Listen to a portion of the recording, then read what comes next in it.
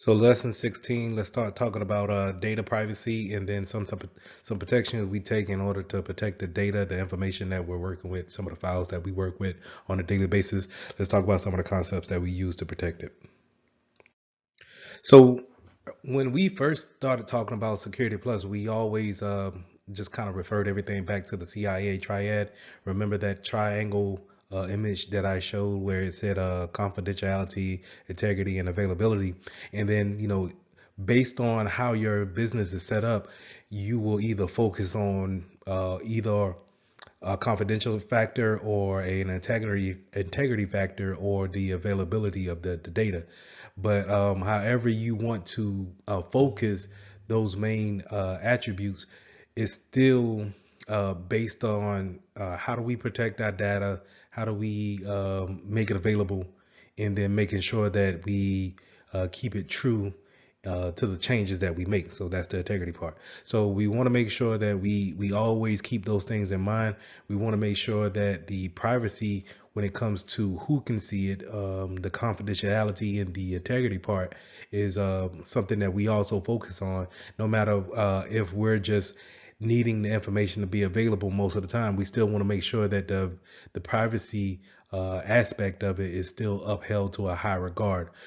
This is also uh, we want to make sure that we have these things in place for data when it comes to its life cycle. And that's when, we first create a file, we first create that Word document and we put the first words on it, and we create that file. Once we save it, it's created. And then if other people are using it, they edit it or make some changes to it in some type of fashion, we want to make sure that those things are upheld. And we want to make sure that if it's some type of important document, uh, is really comes down to what's in the document.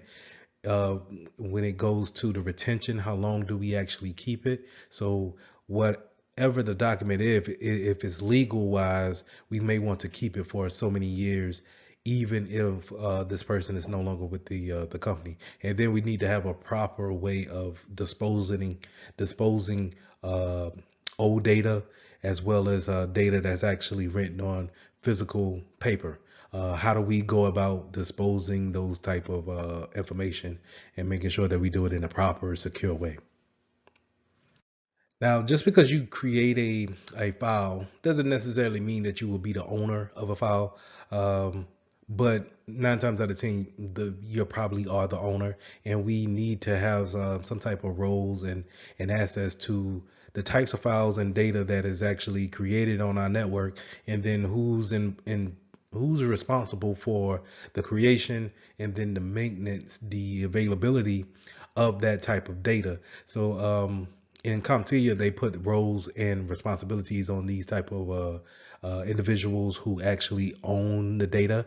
And your data owner is 9 times out of 10 going to be a department manager, where they may not and I want to get kind of granular here, where they may not see everything that you create, but they're responsible for everything that you do create. And that's more likely a data owner when it comes to a high level, when you're looking down at it from a 10,000 feet view.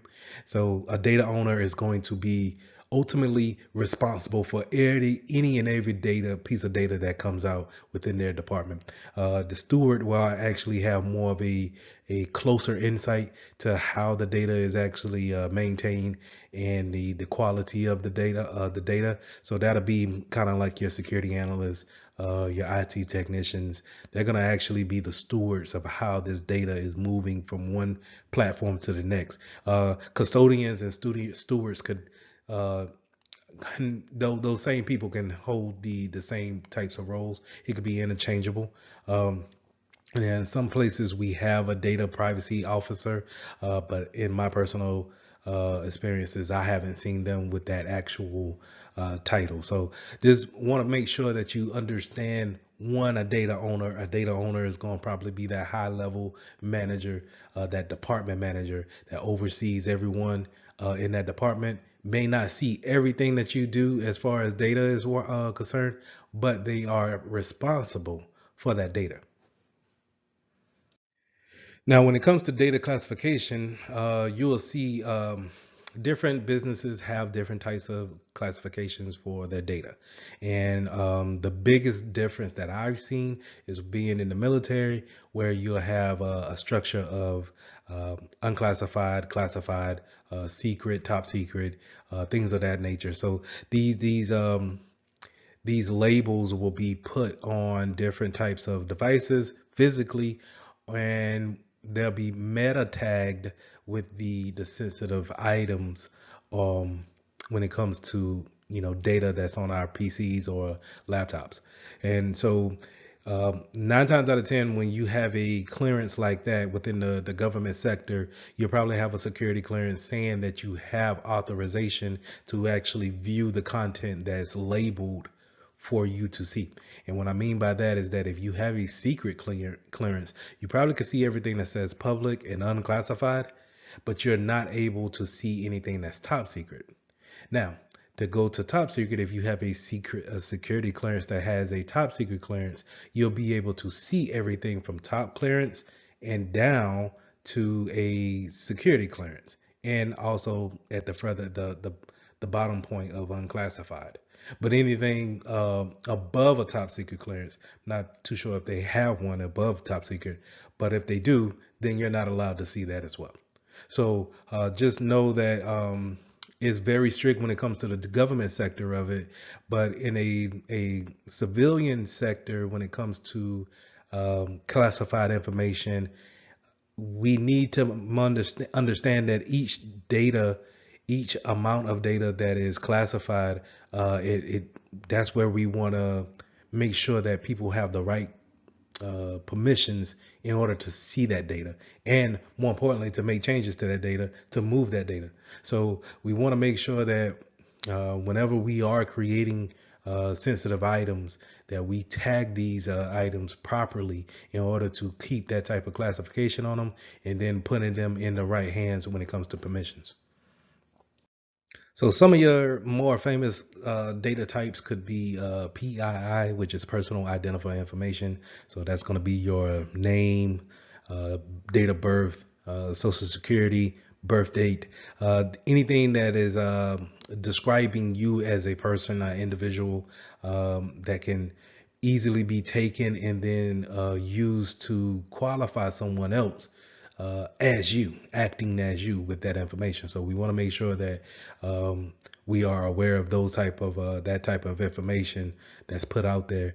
But that PII also goes into the customer data too, where a lot of times we can't go into a store now without giving up some type of personal identifiable information. Even if you're just signing up for couponing, they want your address, your physical address, to mail you something, or they want a email address from you so they can, again, give you that type of service that you need. But you want to make sure that, whenever, if it's not necessary to give up that information, that we want to refrain from that. And also when we're training our employees to actually go out here and maybe go on business trips, to be aware of what type of information that they're giving up about themselves as well as the company as well. So moving on from that, we also have of course, health information when it comes to HIPAA, and having things when it comes to the health field, as far as test results, what type of medication that we may be on. Those things that are secret to us need to be tagged in a certain way. Of course, in the financial field, when we all think about our bank accounts, those are things that we want to hold sensitive, and make sure that we have the confidentiality into it to where we can only get to it, but also that integrity factor of no one. If I look in there and see $5,000, I need to make sure that that's my money and that it hasn't been taken away from or added to without my acknowledgement and my consent. So with privacy notices and data retention, this goes back into the type of laws and litigations that's put in place in order for us to gather this information, but also keep it safe, and keep that confidentiality attribute held on that data. So the main thing that you really want to take from this slide is the the General Data Protection Regulation, the GDPR, and we want to make sure that we understand that this regulation is put in place in order to provide a standard how we should collect data and then keep that data safe. And understand that the people that we gather this information from, we need to let them know what we're gathering, and then how long will we keep that information. I want you guys to think about something. When you fill out applications for these new jobs, how long are they actually keeping the information on your application or within their data banks? So I've seen a couple of businesses have, when you fill out an application, they will say we'll keep your information on file for the next 2 years. And that gives me an indication that, okay, if they are under any kind of breach, then my information could be leaked out because of them keeping it for the next 2 years. So I want you just kind of think about that when it comes to data retention, that it's not necessarily because they want to harvest your information and then sell it out, but it may be that they're under a law, some type of regulation, in order to keep that data and make sure that it's secure. Now, if they're securing it, that's another whole, factor, but they are gathering the information that you give voluntarily. So data sovereignty and geographical considerations. The main thing that I want you to really take away from that is that when you're submitting some type of information to a cloud provider, it's important to understand where they're located at, where a lot of these companies are, to back up, we're all connected on this globe. So you may be contacting a company that's based in Britain and is under the EU standards and regulations, but yet you're stationed here in the United States. So the way they handle your information is way different than how we deal with it here in the States. So we want to make sure that we are aware that we can't just put our customers or our clients' information on different servers within different geographical locations. That's where we need to be aware of how does that country actually run their laws and regulations when it comes to PII, and how long should, if we're going to go that route, what's the regulations? How do we govern ourselves in order to have our data hosted in another foreign land? So privacy on the breaches and the data breaches. So whenever we do have a breach, it's important that we understand the process we need to take in order to letting people know that we have had a breach or data has leaked out. So we want to make sure that we have the proper escalation up to the higher ups to let them know what's happened, and if we have a gather on it, or if it's still kind of out of our control. So we want to make sure that that process is refined, but we also want to make sure that upper management has a process to actually let our customers know, our clients know that, hey, there has been a breach, and this is the process that you need to take as a customer in order to protect your data as much as possible, given the fact that damage has been done. So throughout our course, we already touched on these two different types of policies and documents that we want to have in our arsenal. We want to make sure that, when it comes to data sharing and then the privacy terms, that our SLAs will have those type of um, uh, things addressed in them when it comes to working with a third party. Also having that NDA, that non-disclosure agreement between a third party, is very important. If we're sharing things that make us, our business, unique to us, and we're going to share that with you in order to see if we want to have your services. It may be the fact that we might not want to go with you as a vendor, but in order to vet out and make sure that we hire the right vendor, I might need you to sign an NDA to make sure that you're not going to share my business secrets with anyone else or try to go into business against me, using my business model against me. So making sure that you have these policies in place, making sure that you have that server level agreement, making sure that, they are providing the customer service. I'm sorry, providing the service to you that you need, because you just don't want to hang your reputation on a third party, but you want to make sure that you both agree to the an agreement saying that, hey, if I'm using you to hold my customers' data, then I want you to have a certain standard that you will protect their data at. So making sure that we have those things in line will also ultimately make us a better secure company.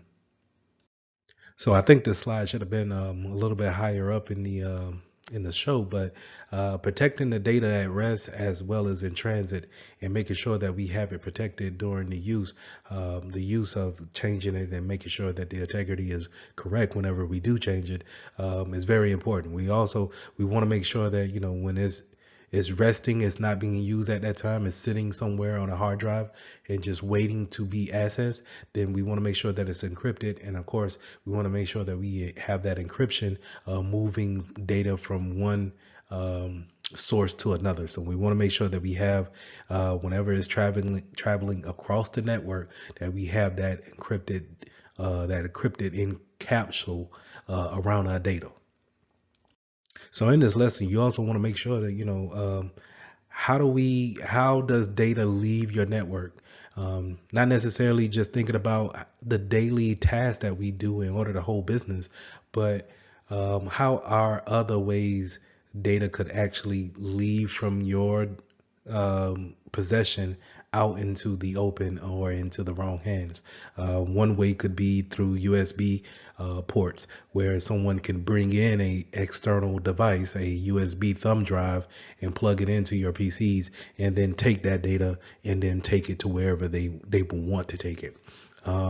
Using things such as a cloud hoster, where someone is they have a Dropbox account or a Google Drive account that's accessing that network, that cloud provider within your network, and transferring data that way. That, is it's an open access to exfiltrate your data out of your possession into a data provider that doesn't you're not having any kind of security control over. So we want to make sure we have things in place such as DLPs, devices, data loss prevention providers that can see the data moving in a non-secure way. We want to make sure that we have our CASBs in place, that if we see that type of data leaving into a cloud provider, that we are able to flag and stop that type of data from moving out. So keeping these things in place will allow you to have some type of control, security control over access points that come into your network, and you're not necessarily aware of it. So going into the data loss prevention, just like I said before, is going to look at that traffic that's leaving out and seeing if there's any kind of sensitive tagging to it. Is it a sensitive item? Is it a secret item, top secret item? Does it have PII in it? Does it have any type of social security numbers, banking routing numbers, and account numbers? Is it a larger number of data that's leaving out? Your DLPs should be able to see that, flag it, and then stop it. And it can look at it via the emails that we send out as clients. Sometimes we send emails out, or it could see it as someone taking a file and then transferring it to a USB thumb drive. Some DLP systems will even detect if someone takes a picture of the screen with their cell phone, and then they can alert you on that, and then we can have a early jump on data moving out that way.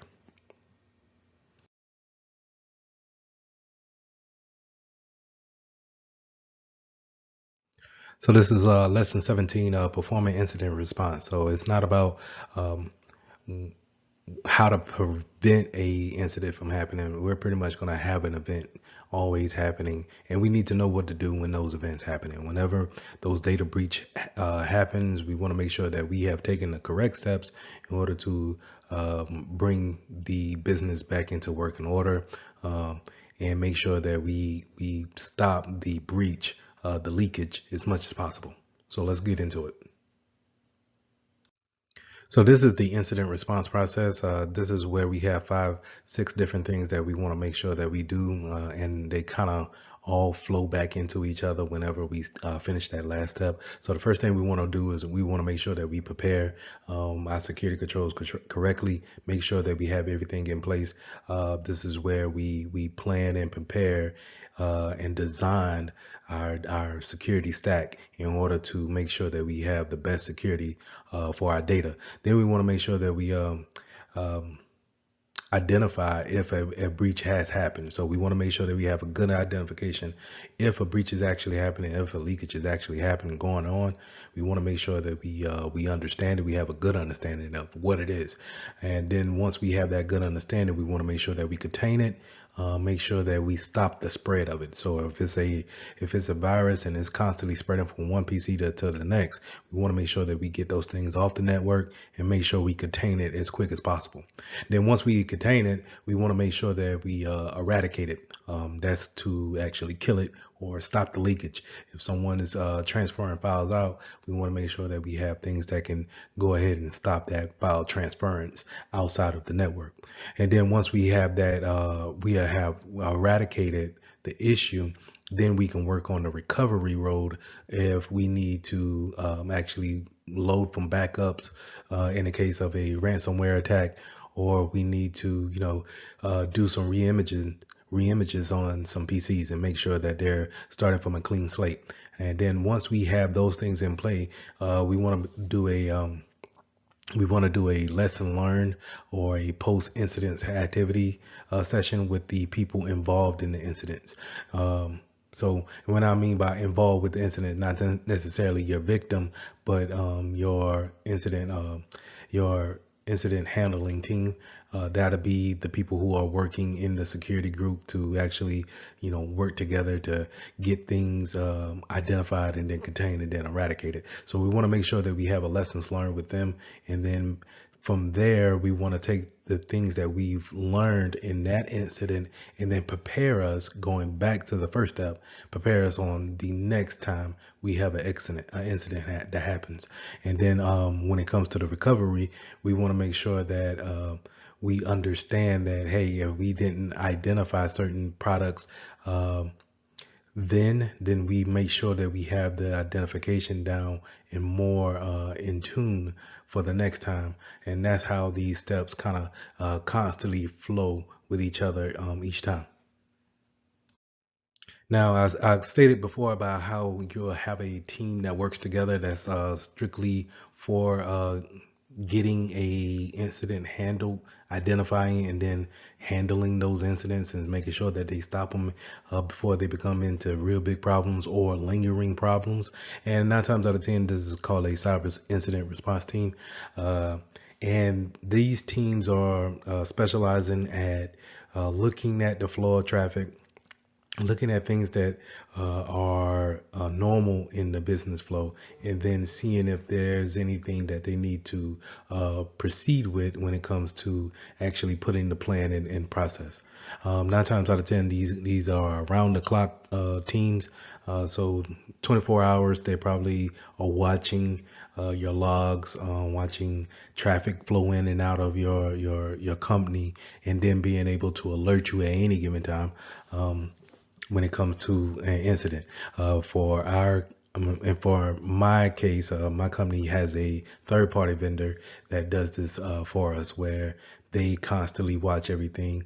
And then whenever they want to make a more of a administrative type of call where they want to block a traffic or block a port or a IP address, they may give us a according to the severity of it, they may give us a call and or email and ask for permission before doing so. Now, whenever you have an incident that happens, it's important to understand that not everybody that's involved with the security management team or security operations is actually going to be working on that problem to get it eradicated. But there are going to be where there are going to be some scenarios where your superiors, your managers, or you may need to report to higher up or upper management or your stakeholders and make sure that they understand what's going on and that you have a good grasp upon the issue. So you want to make sure that sometimes these communication plans are actually practiced, written out, and then presented in a way to where uh, normal people can understand what's going on, but at the same time not giving away so much information to where it could be detrimental later on. Now, some companies they have a playbook that they actually follow when it comes to incident response. They have some type of procedures that they follow. Now, these things could be uh, well documented, but at the same time, in my personal opinion, I think it could hinder you because you're looking for step one, you're looking to actually fulfill um, that task of step one, and it may not cause for that. Each incident may be different than the last, so it's good to have someone that's on staff to handle these incidents that can be versatile when it comes to understanding what is happening and then how to actually stop it and recover from that. So, but just to know that having a plan is always a good stage of attack, but being able to pivot at any given time is always a better point. Now, in order to help these teams, we have tabletops, simulations that we can have walkthroughs where we're given a scenario and then we're actually um, performing on our laptops or in virtual machines of what can actually happen, what should we do, how does it look into our environment. That's the great thing about virtual machines is that we can build an environment that looks like our business environment with applications and connections and everything that's entailed on our PCs or our laptops, and then we can drop a virus in there and see how it acts and see how we would react if that was the case. And so these tabletops, these walkthroughs, they are great learning tools in order to get great practice in when it comes to preparing ourselves for an incident. So let's go into incident response and then what's the difference between that and disaster recovery and then retention policy. Uh, Now, incident response, like I said, is it may be an attack that's not necessarily a disaster. It could lead up to it, I believe, but I think it starts off as something that can be handled within 24 to 48 hours. And it's something that should be handled by a group of individuals, such as our incident response team. Now, again, like I stated before, we can have plans for any kind of incidents. Such as, to give an example, someone left their laptop, their work laptop, on a plane, a business trip, right? And now we lost that data that's on that PC. So now that's an incident, and we need to take a certain steps in order to recover that data, make sure that that data is protected and is unreadable once it's lost, right? But in the difference between that and in a disaster is that a disaster is so bad of an incident that it may stop the business from existing. And if the business doesn't recover it within 2 weeks time or however long it takes for your customers to allow you to be down from service, it could end up in detrimental disaster like that. So we want to think of disasters as being either man-made or um, a force from God. So we're thinking tornadoes, um, earthquakes, things from man. Let's say someone burned down the building.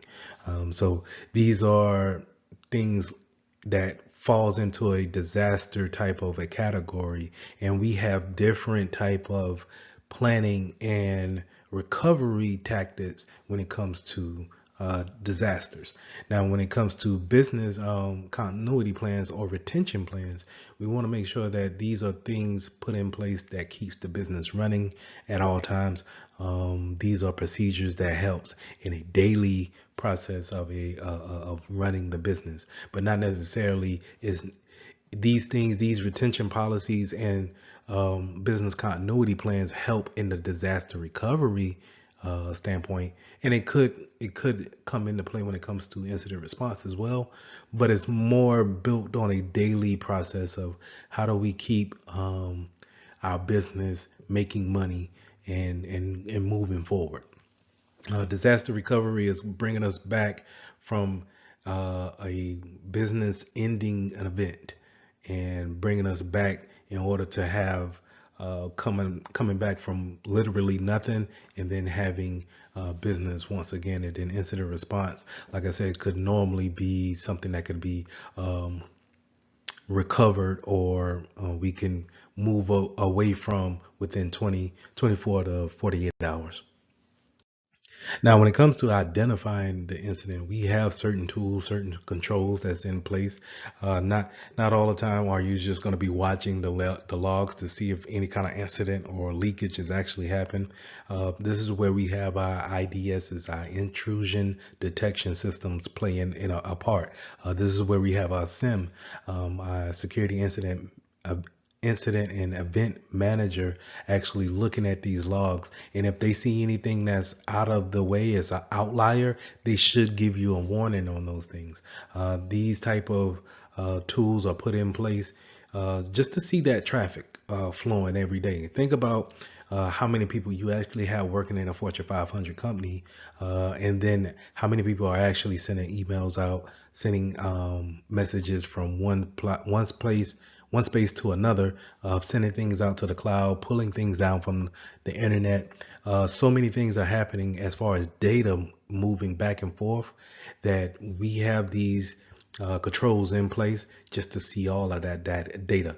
And the it's our responsibilities as security professionals to know how to set the limitations on it and then have it alert us if there's any type of anomaly to those regular tasks that's being held on a daily basis. So this slide just kind of reiterates what I was saying on the previous slide when it comes to the security information and event manager management system, which is a SIM, a very good tool to put in place to watch that data flow back and forth and then give you alerts if there's any kind of issue that needs to arise. Now, your SIM system is not just made for alerts or just kind of plug and play, and it does need to be tailored and contoured to how you want these alerts to actually happen. So it's very important to have our staff train in these tools that we put in place. So just not I don't think that you can just get into a sim and just hit the ground running. It's a learning curve, especially when it comes to different vendors and different types of sim consoles. We want to get in there and see what works for us, what is the configurations that work well with our business plans, and see how do we want to be alerted. Do we care if we get an alert at 3 a.m. in the morning for someone logging on, or maybe we have a night crew? So we want to make sure that we tailor these type of dashboards, these controls to our business, and make sure that it works well for us and staying efficient. So the trend analysis, what we want to make sure that we understand when it comes to the trend analysis is the frequency and the volume base. So when it comes to my personal opinion, when it comes to what's an outlier to me is that how frequent something happens and then how much does it happen. So that's the volume. So how frequent it could happen, 3,000 times a minute, or it could happen every 3 months. The frequency, that's where I'm saying where you need to actually analyze what's what's weird to you. You know, when you're looking at the data and you're constantly seeing the same thing over and over and over again, but then you realize that someone took something out. Let's say money wise, someone actually took a penny out every day from everyone's account, and just transferred it to this one account over here. Now, a penny is low volume, but the frequency is high, so therefore it sticks out in my mind. Whereas if I'm taking $3,000 on a monthly basis, then the frequency is low, but the volume is high. So therefore, it kind of raises red flags, and that's the kind of things we want to look for when it comes to our data leaving out of our network, and seeing who's actually, where is it going, why is it going there, why so much at this time. So those are the type of trends that we want to look for. We also want to make sure that we have a good understanding of our logging systems, our logging platforms. Logs are going to keep everything basically written down for us. This is going to be our note taking when it comes to every PC, every server, any type of device that's on our network is logging down everything that it does. And we want to make sure that we understand where our logs are, and then how important they are when it comes to the accuracy. We want to make sure that we take away the permissions of people being able to delete logs. A good indication that you're probably been breaches. If you ever see any kind of deleted logs, you may want to go in to see who deleted them, and were they did they have the right permissions being on your network in order to delete logs. So just understanding that if something happens past business hours, a good way of understanding what took place is through your login system, and making sure that those things stay accurate is very vital. So I said that you have logs on your system, but you also have logs in your DNS system.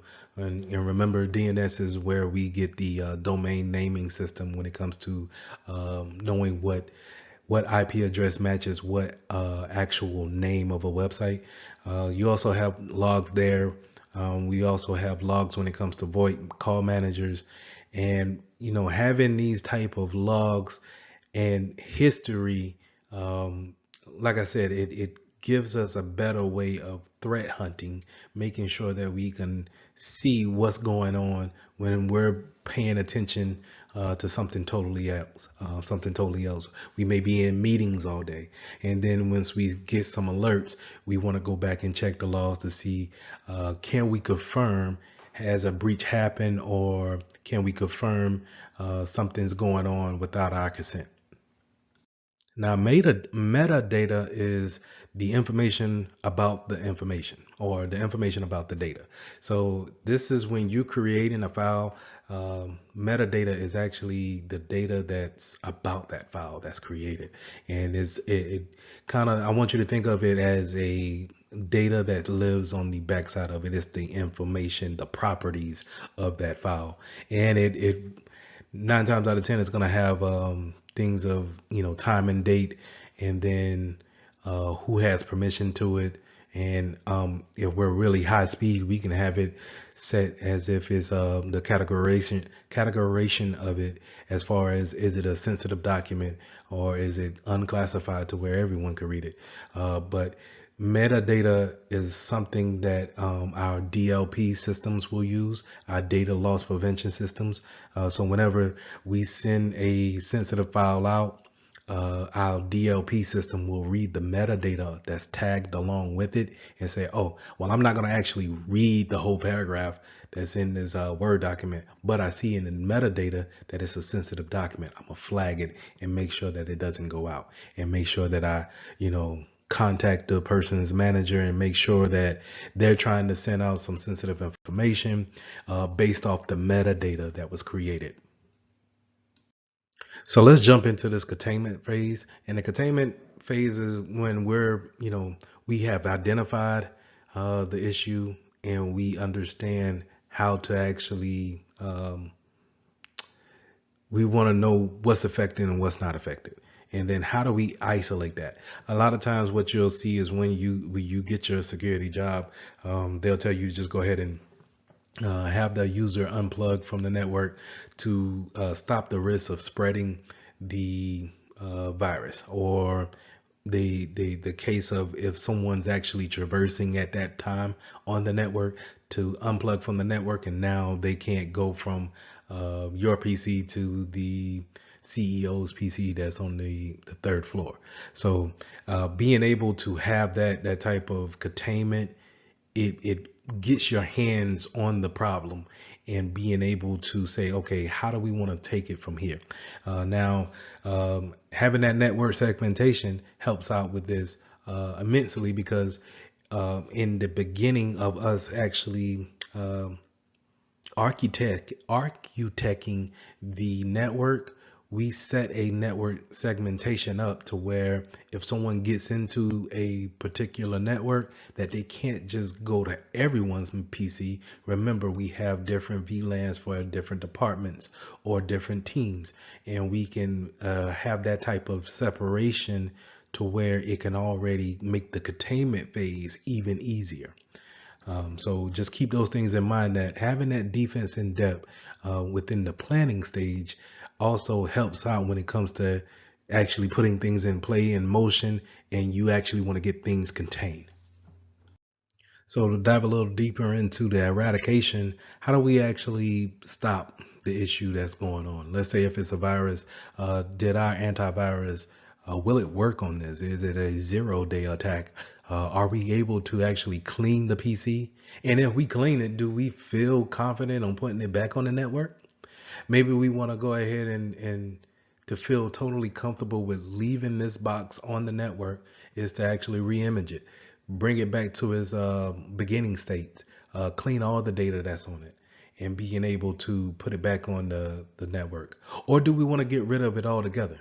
Save the data that has been saved and what can be saved, and then move on from it and give that new user a whole new PC. Maybe we feel comfortable in that.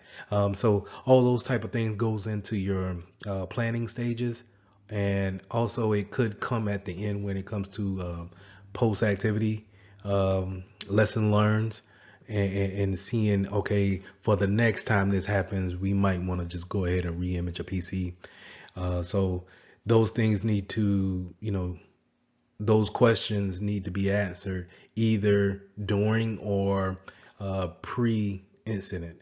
And then when it comes to the recovery, each eradication may have some type of different way of actually recovering the information, and it doesn't always need to come from backups or just having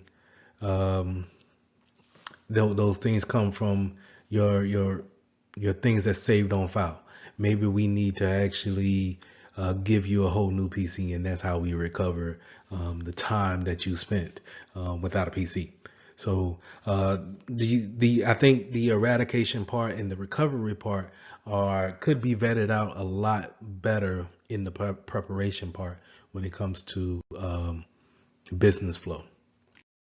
So kind of jumping back to the network segmentation part, having those firewall configurations are very important when it comes to making sure that we have the information going out that we want, and we don't have the traffic that we are not aware of or we don't trust coming into our network. So we want to make sure that our firewalls are set up correctly, and then we want to make sure that we check those rules on an annual basis to make sure that, hey, do we have some old stale rules out there? Could we add some that we have came in kind of with? Who has access to our firewalls? Are they able to just add any type of rule that they deem to be beneficial?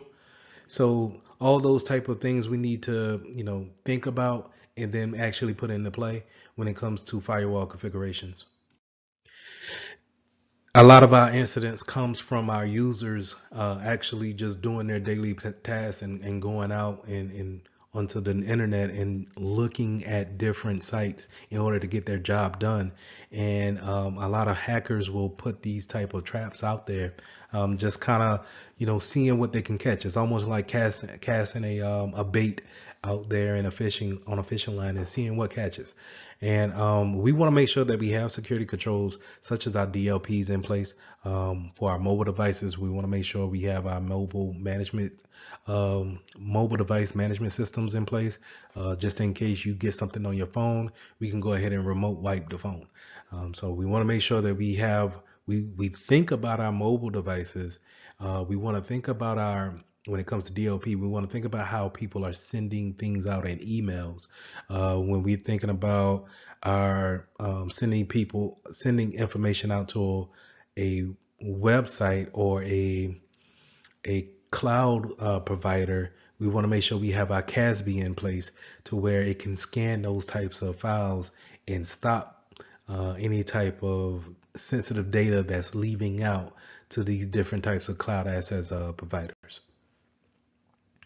Now, as far as our endpoint configurations, we want to make sure that we have antivirus sitting on our PCs, some type of DLP agents that's sitting on our PCs, watching the flow of traffic, making sure that we can see things in the data sense of leaving that box.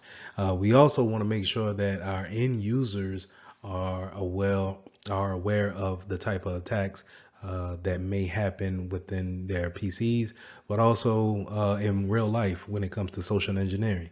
Not letting someone onto their PC just by intimidation factors. So they need to understand what type of vulnerabilities that they have, that they face when going to their favorite website or versus just coming to work that day and being approached by a total stranger. We also want to make sure that we have some type of application block list and allow list. Are we going to just allow any software to be on our PCs, or are we going to have hey, you can only have these set of 20 applications on your PC because you only need those applications to do your job. And if you don't need them, then we need to go ahead and just remove them. And then when it comes to actually getting let's say affected by virus, or so to say, will our antivirus quarantine that type of virus, or should we go ahead and jump into physical mode and then unplug it from the network? So our key points to review is that when it comes to incident response, it's not necessarily uh, it's not necessarily that you won't get an incident or become breach. It's a matter of fact of when. And when it does happen, are you going to be ready for actually uh, putting a plan in place, being able to identify your issue, being able to contain it, and then eradicate the issue, and then recover if necessary. But then after that recovery, are you going to be able to sit down, say, have a lessons learned or a post activity discussion, and then prepare yourself for the next one? Lesson 18. Let's talk about digital forensics.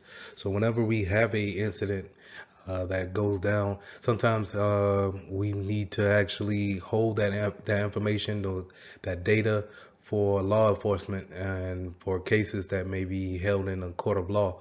And so we need to run proper digital forensics on different types of workstations. So in this lesson, we'll go over different types of tactics and what we should look for when running forensics.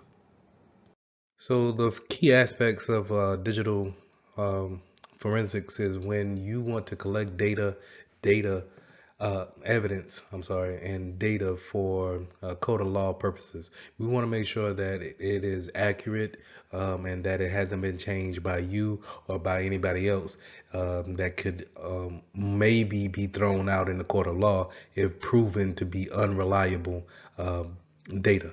So we want to make sure that once we get our hands on that PC or that device, that we have a chain of custody and we have a list of individuals who's actually handling that device, and making sure that if we do have to log into it, that we document everything and any kind of changes that we made, because any type of discrepancy when it comes to that type of evidence data being messed with, then it's going to hold as a unreliable source and could be thrown out in the court of law. As you can expect, that whenever we're holding forensics for workstation or someone who may have been employed with the company, we're going to have reports, and making sure that these reports are just as accurate as the data that's on those workstations is very important. So we want to make sure that we have some ethics when writing these reports, and that we're not biased in any type of way. So we want to make sure that we stay professional, we tell the absolute truth, and then we make sure that the people who need to know about this information are informed of the reports, and making sure that they have access to it. Now, when searching on a PC or a workstation for different types of information, such as logs, any type of data that we may be looking for that can help us out in the proving what actually happened on that incident. Sometimes we can have our tools do a e-discovery electronically, looking for types of parameters and queries of pulling back that information in order to show us what's actually going on. This is where we actually we want to take advantage of our DLP systems, or our metadata tags that we have with our files. So whenever we create those files and we have metadata, or we tag them in a certain type of way, and what I mean by tag, meaning putting a tag of sensitive, or a tag of confidential. So when you have those tags and we have our tools go out there and search for them, we can see what has been tampered with, or what has been accessed with, pulled up by what user, and we can look into it like that. So having those e-discovery tools is very helpful when performing different types of forensics. Now, along with different tools that we can use to pull the data from those workstations, other tools that we can use to actually give us more support when it comes to providing evidence is videos, and we can use witness interviews. Did we see a particular person come in? Asking, individuals who work in that department, did you see anybody unusual? Explaining what happened to the situation without giving them too much away is a perfect way of getting more evidence that solidifies the data that we're going to provide in court. Now let's go to timelines. Timelines, along with those logs that we set up in every device that we have. This is why it's so important to have our logs have the proper timestamp of the operations, the hours of operations that we're working on, and to make sure that every device is synchronized when it comes to time protocols. Because when we go back and we want to validate the actions taken when it comes to gathering forensics, then we want to make sure that our time is right and we are not missing any logs, and that we can trust the time that are put on our logs in order to say, hey, this is a definite action taken at this point in time. So this is where we want to make sure that we got our SIMs in place and they have the proper logs set up to capture that type of information. We have the time protocols, like we said in the previous slides, to justify the actions taken, at that point in time.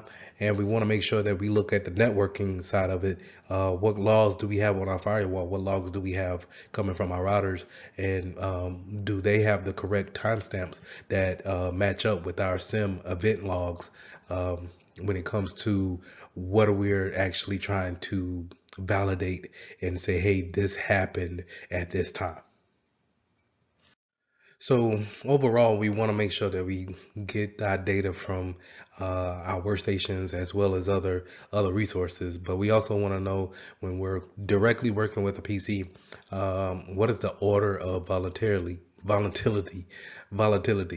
Um, Now, this is where information is stored in different parts of the PC, mainly in memory, and then it is there for only a moment of time, and then it goes away. It's deleted forever. It's lost forever.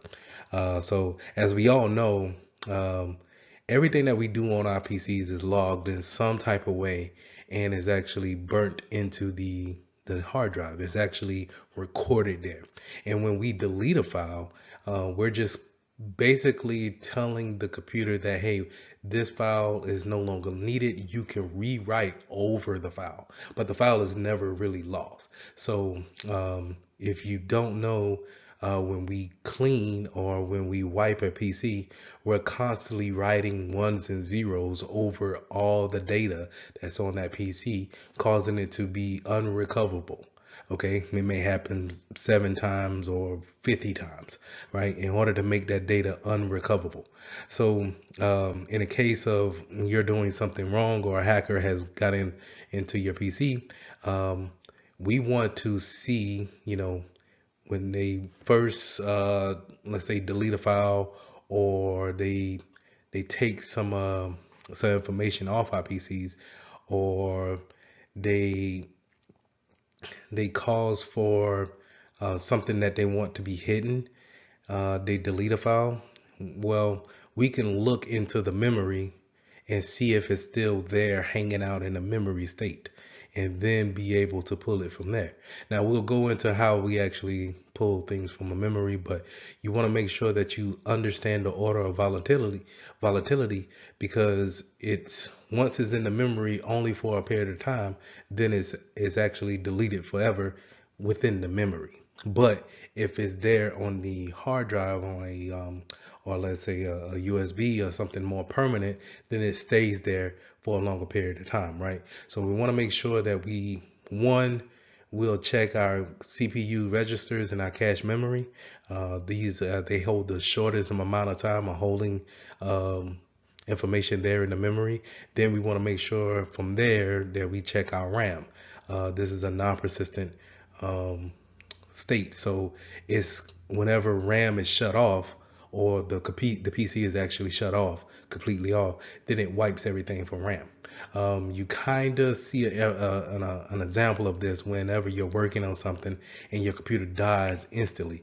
And then once you reboot it back up, it says, hey, I auto saved this stuff. You can pick it up back here, right? And so that auto save is how it throws information into the memory, and then you bring it back up. But it didn't save it to the hard drive. So if it would have stayed off for a period of time, then everything from the memory state would have been wiped out as well. So from there, we want to go to a more persistent data on a persistent storage. This could be temporary files that you see in your documents folders. If you go and you look into the directories somewhere on your C drive, you'll see some temporary files that can be stored there. They're not asked to be called on exactly all the time, but if a PC has them, they can refer back to them. But we tend to clear these things out from time to time. You'll see me a lot of times go to my internet options list and then clear out the history and the backup data, or the temporary files that's eating up a lot of the hard drive space, and we can clear that out. From there, number 4, you want to go to a remote logging or monitoring data. Is there any type of remote access into that PC? And did the information go across the network into a more remote state, where it's not actually living on the PC, but living in a outside source. So let's think about the cloud like that. Then you want to go into physical configurations, the network topology. Um, how do we actually have the PC set up? How is it actually on the network? Is it connected to everybody in the department, or is it available to everyone in the business? So and from there, finally, we want to look at archivable media. That's where your CDs, DVDs, USB drives, external hard drives, things that can be plugged into the PC and then taken away. So more than likely, information that's stored on these type of devices are probably edged in there, is written to that PC, to that external device, and living there for your assets. So I mentioned earlier about how you can take information from your memory and see if what's there, what did the computer dump into memory, and then we could pull that for evidence. How we actually go about doing that is with a in-case forensic tool. This is a design tool just for being able for security professionals to actually do forensic work and not compromise the integrity of the data. And so we need to, again, and I'm going to stress this point, that we need to be very careful when it comes to having data that we need to collect and put in a safe mode to where we can give it to a court of office, and it could be held up in a court of law. So we want to make sure that we have tools such as this in-case forensic tool, or the forensic toolkit, in order to give us the best chance of not compromising that data. So it's very important to understand that a lot of times when a PC is, they don't know what to do with the data that they collect, they'll dump it into memory.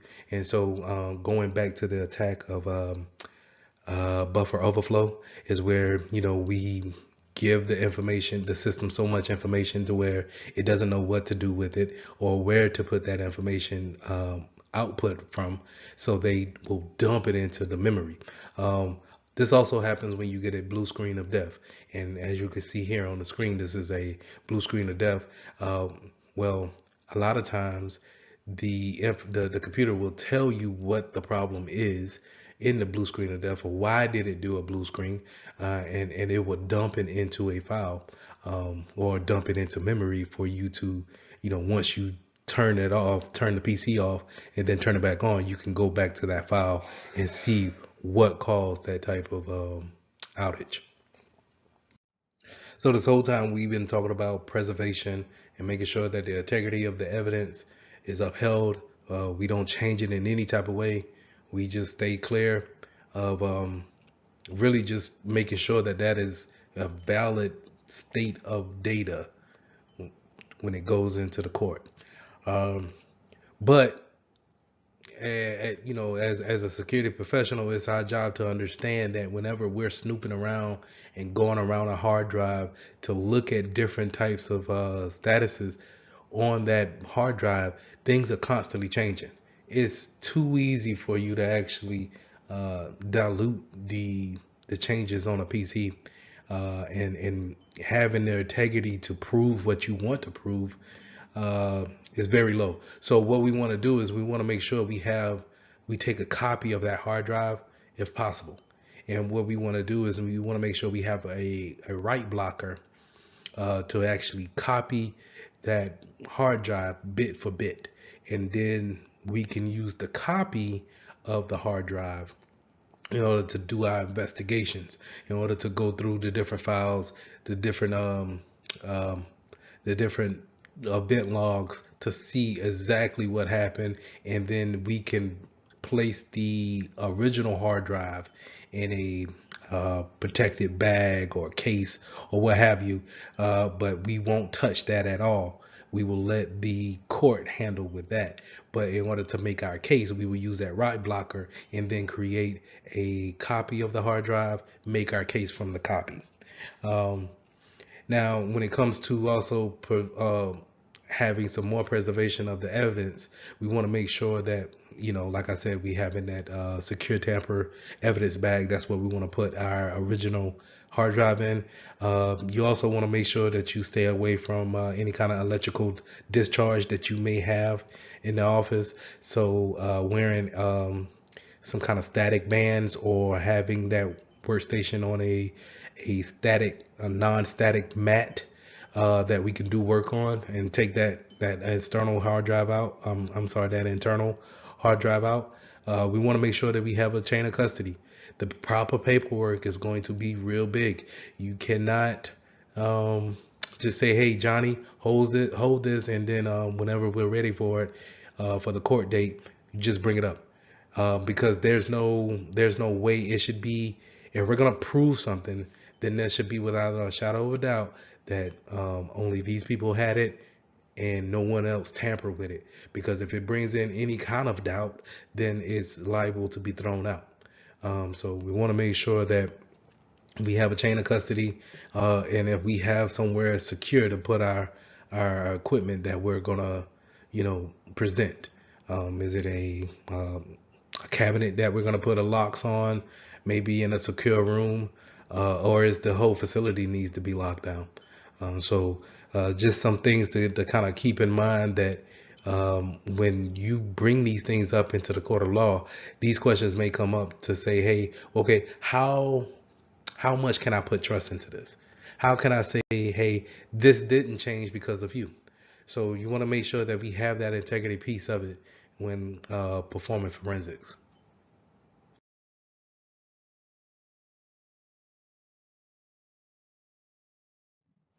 So lesson 19, summarizing risk management concepts. As we've been learning more and more about informational security concepts, we always kind of kept everything around the factor that we have risks. And we have risks of things being stolen, being viewed without permissions, risk of losing data due to storms, earthquakes, or hackers. So having a good understanding of what risk is very important, but then having the management of that risk is also equally important. So here on this slide, we want to go through the phases of risk management, which is understanding the mission essential functions. What do we have in place that makes our business run? Like, what is the minimum baseline that we can do in order for our business to still remain in business? How do we, can we still function with the bare minimum departments, resources? So we want to understand what is our understand what those things are, and then have understanding of what vulnerabilities may cause to those essential pieces. Because if we understand our vulnerabilities, and we understand that our vulnerabilities are attacking our essential baseline of what the business is, then we can understand what type of tools to put in place, what type of policies to put in place. So those first two things are very essential. And then the third thing is to identify the threats. We have the vulnerabilities now, but do we have threat actors that actually are active working on those vulnerabilities that threaten us? Then we need to analyze the business impacts. If one of these vulnerabilities were to take place, and we were to take a loss, is there some type of business impact that's needed? I'm sorry, is there some type of business impact that is affected on the business? Will we lose customers? Will we lose data that we can never get back? So we want to understand our risks when it comes to what things are in play, but then we want to understand the impact that it would have. And then 5, we want to identify the risk response. Whenever we are responding back to a risk or an incident, how do we go about responding in a proper manner? We also want to understand risk assessment. So risk assessment is the likelihood and the impact that you're going to have when it comes to, scheduling, not scheduling out, but when you're managing your risk. So we want to understand what is the likelihood of a tornado hitting our building. And then if a tornado does hit our building and then tears everything up, what is the impact of that? Can we actually hold business the next day? Can we everyone be remote while our business is being rebuilt on the brick and mortar side? So understanding the likelihood and the impact. Remember those two; they will come up in later slides as well as on your test. So we have different frameworks that help you with risk management, and a lot of times when you're dealing with big enterprises, they have these type of frameworks to put in place to help your personnel be able to manage this type of uh, task. Because if you think about it, it is a daunting task to see what all risk factors that you have going against your company. It could be a long list of them because you hear me constantly say, how does our data flow in and out of the business? How are we sending things out? How do we receive information in? And you have to know those type of things in order to know what risk could come out of that. So we have risk types. It could be an internal or external actor. External could be, a hacker from Germany, or something God made, where it's a natural disaster, flooding, hurricanes, things of that nature, or a person made disaster where it could be viruses, or any kind of denial of service where they're cutting the power to your building. So those are external risk factors. Internal will be more of the insider threats, your people who are actually employed by the building or by that business, and they have permissions already. They are in your system, and they are able to go to different folders and see those type of things. They can see what type of security system that you have inside the building. So those are your internal threats, risk factors. So you also want to make sure that you understand your external being the third party factors. So not only are they external, you know, they are people that you trust because they are your third party vendors. So say Microsoft gives us Microsoft Office, and they give us a renewal license every year for the software, and they also can log into it remotely and help us out with troubleshooting. So we have to make sure that we account for them when it comes to the risk factor of um, us giving them our internal IPs and internal system names, just in case if they get hacked for any type of reason, we understand that our information may be lost in that factor. So when talking about risk management, 9 times out of 10, you're going to run across qualitative and quantitative assessments. And the easiest way to tell the difference is when you're talking about qualitative assessment, you're talking about something that has a number value associated with it, some type of price revenue, um, that's associated with that type of assessment. We have lost so much money due to this risk happening, or we could be subject to losing this much, right? And whereas qualitative is more of an opinion based assessment. So it will be, if this risk was to happen to us, our customers will think of, we may lose customers because they think that we're not a safe company to have personal records with.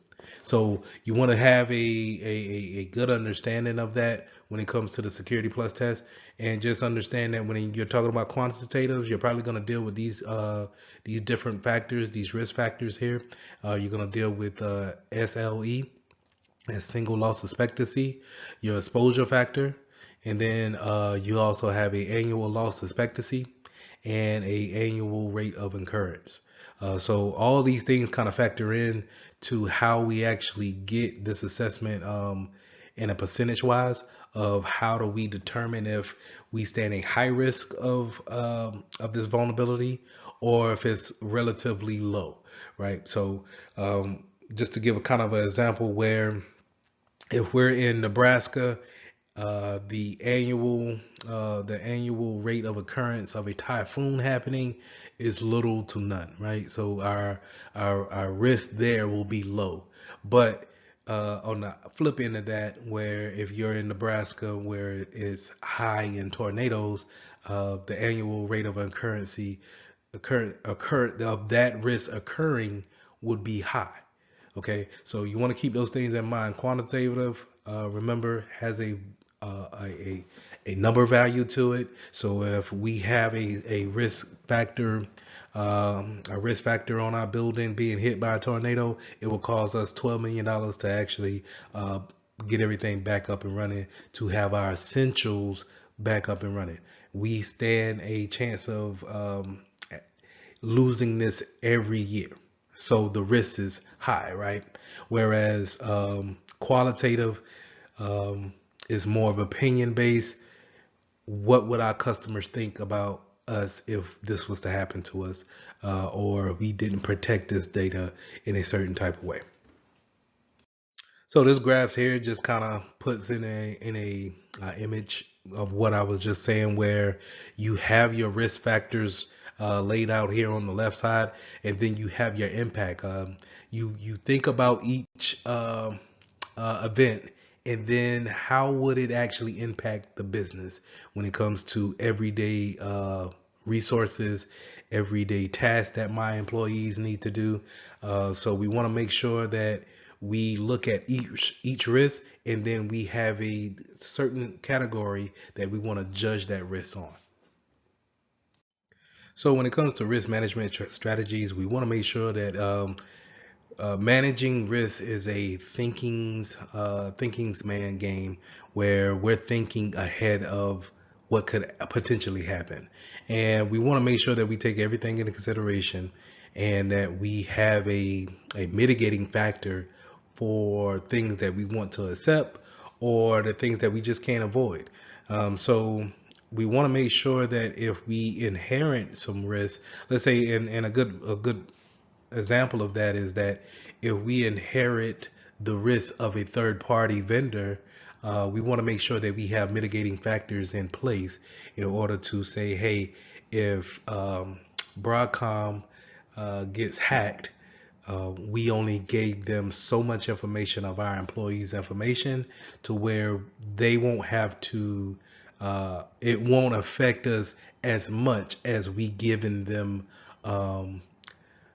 all of this information and some of our secret information. So you want to make sure that you stay ahead of what others may give to you without you knowing, or you just inherit that risk factor just because you are a customers of theirs. So risk avoidance and then risk transference. We would love to avoid as much risk as possible, but when you think about risk avoidance, I want you to think about it in this factor. Sometimes we won't embark on a certain business venture just because we want to avoid that altogether. So to give an example, if I didn't want to run the risk of credit card fraud to my customers, or putting their information on servers that I wanted to protect, I could say, hey, we're only cash only business. So I'm not doing any type of uh, credit card transactions, debit card transactions. I only want cash. That way I don't have to worry about PCI DSS, right? So I can just say, hey, I'm avoiding that risk altogether. Whereas transference, where that's where you want to think about insurance, cyber insurance, all right? So let's just say I put cyber insurance on my data center. And now if my data center is subject to flooding, I can call up my insurance company and say, hey, we experienced this, and I can get a funding to rebuild my structure. That's transferring the risk from um, your accept. That's transferring the risk from you to a third party. Okay. Now, having a risk acceptance is where we are willing to take on the risk and the consequences of that risk, right? Maybe we can't avoid it. Maybe we can't transfer it.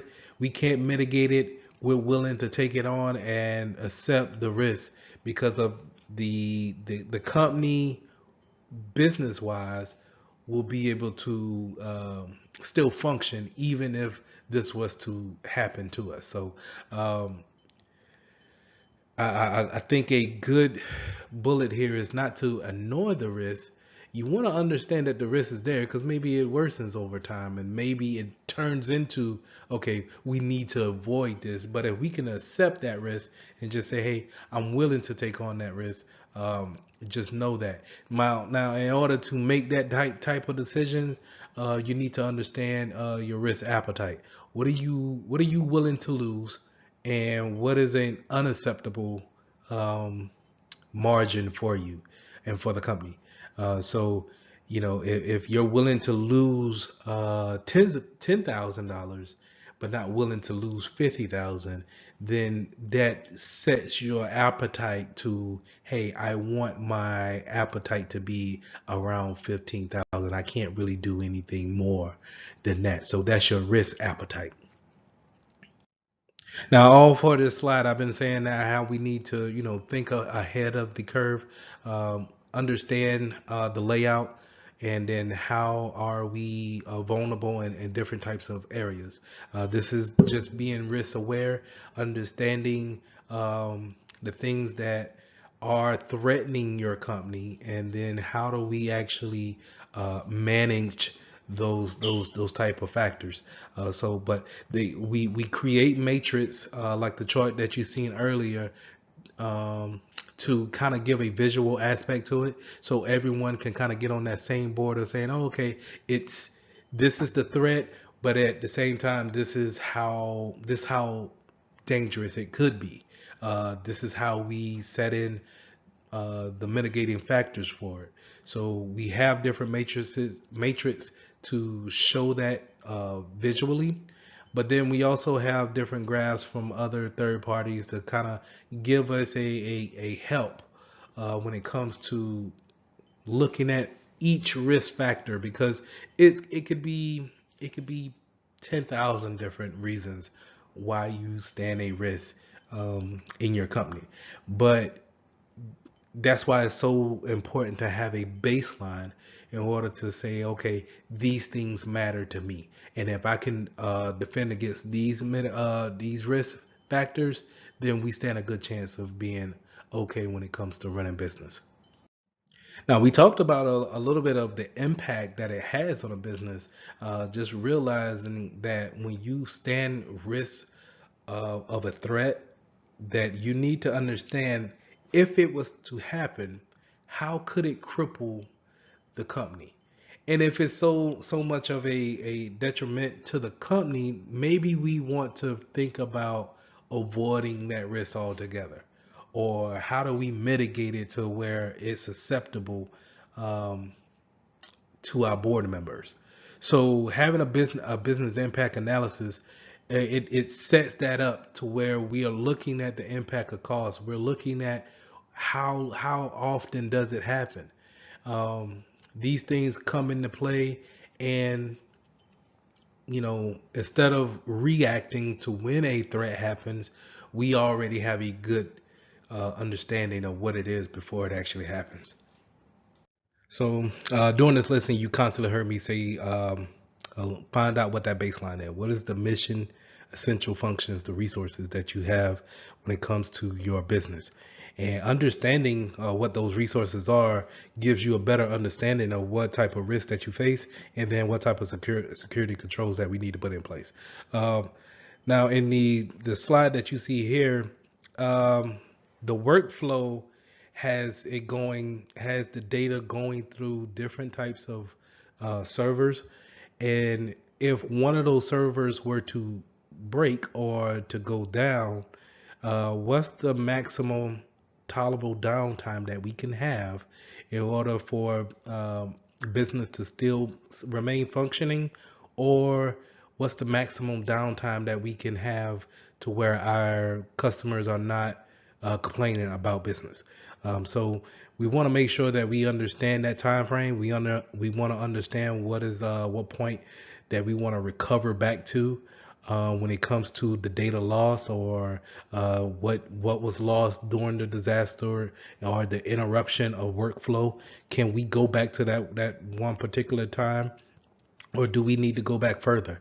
Um, we need to understand these types of functions so we can, have a better understanding of our risks and a better plan that once these things, these incidents happen, we can instantly put into action a recovery plan. So in to add on to finding out what's our baseline, we also want to make sure that we identify what are the critical pieces, servers, desktops, people that are critical to our business being functional. Making sure that we have set ourselves up for a redundancy, meaning if one of our critical pieces were to go away, that it can fail over into another desktop server. Person can pick up that information and keep the business running. So we want to make sure that we identify all of these assets and making sure that we know their roles, and then we know how critical they are when it comes to the processes of making our business run. So you kind of heard me say having that redundancy. This goes into single points of failure. Whenever we have one router that's routing all of our traffic, then the attacker has one point of attack. Let's take that router out, and then now this business has no way of communicating outside or within the internal as well. So we want to have maybe two, three routers that's routing traffic or is on a standby. The same thing when it comes to desktops. Maybe we want to make sure everyone in the business has a desktop, but we have a spare lot where we keep 20, 30 PCs imaged, ready to go with applications, ready for distribution at any given time. Because if Larry comes into the office one day and he forgets his laptop, then I don't lose production for that day because I can give him a spare laptop from our spare bin. I will retrieve that at the end of the day, and then it goes back into my spare parts. So keeping that flow of just making sure that you don't have a single point of failure. Remember, it just doesn't have to be workstations or routers. It can be personnel. If Susie's out today and she's the only one that can cash checks, that's a single point of failure. Now we can't cash checks for that day. We need to train someone else to have that permission whenever Susie's out. Okay, so we want to make sure that we eliminate that as much as possible. So let's go into disasters. What is it? What could be considered a disaster? Nine times out of ten, my mind goes to some type of natural disaster, earthquakes, floods, fires, um, tornadoes, power outages. Anything God made would probably be considered natural disasters. But man-made disasters could be any type of vandalism to the building to shut off power, or um, viruses, things of that nature. But when we think about the word disaster, I want you to think about what could possibly happen that could cripple the business so much to where it doesn't survive in the next 3 to 4 hours if it doesn't recover, right? So take Amazon for example. A disaster for Amazon will be losing connectivity to the internet. If somehow, some way, the internet has all faltered on all of their data centers, and no one is able to reach Amazon.com and get their orders, two, make new orders. Um, how long will customers allow that to happen? And that's what we mean by a disaster. Something has happened to where it has crippled the effect of the company so much to where we're scrambling to get back to just a working baseline. All right. So um, to go off that example, if Amazon is down for the next 3 hours, they may lose a quantitative amount of $3 billion, where qualitative wise, a lot of us may think, I'm not going back to Amazon.com. You know what? I'm gonna order it off of eBay. And now the risk assessment of the people at Amazon needs to take those things into consideration. Of this is the effect of the disaster. Okay, the $3 billion that we could lose or we have lost, and then the potential of our customers taking their business elsewhere. And these are the things that we want to keep in mind when it comes to a disaster. These are major events that we need to plan for, have a remediation plan for, and then a recovery plan for it. Okay. So that goes into the next slide of disaster recovery plans. These plans need to be well thought out, methodical, um, need to kind of be able to capture any scenario. And more importantly, they need to be exercised every year on an annual basis. Remember that. And that's not just because it's going to show up on your test, but it's going to show up in real life too. Whenever us as security professionals, we are going over our disaster recovery plans, we need to actually have our employees practice those type of events, practice the tasks that we have laid out in our DR plan, a disaster recovery plan, because once it happens for real, we need to actually put things in motion. We need to fail over our network to a backup system or a backup network and make sure that we're able to get out to the internet and we're not troubleshooting something that we should have troubleshot when nothing was going on. So we want to make sure that we are constantly going over the planning of it. But then once a year, we want to take a week, maybe when the business is slow, and we want to take that week and dedicate it to actually putting the disaster recovery plan into action. And for some of you, you actually seen this happen. It goes by many different names, walkthroughs, workshops, um, different functional exercises in the military. They just call it training. So these are exercises, like I said, to get you ready for a disaster. That way, whenever a disaster does happen, it causes less panic, and we have things in place to keep the business running and surviving.